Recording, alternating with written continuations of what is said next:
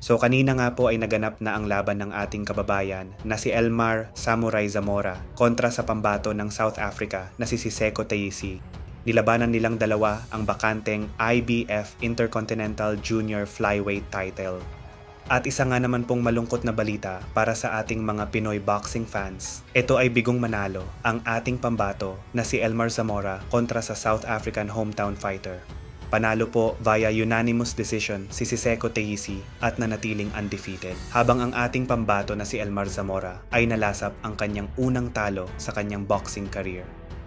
Gayunpaman ay nakakahanga ang determinasyon ni Elmar Zamora. Pinakita niya ang tapang at puso ng isang tunay na Pilipino.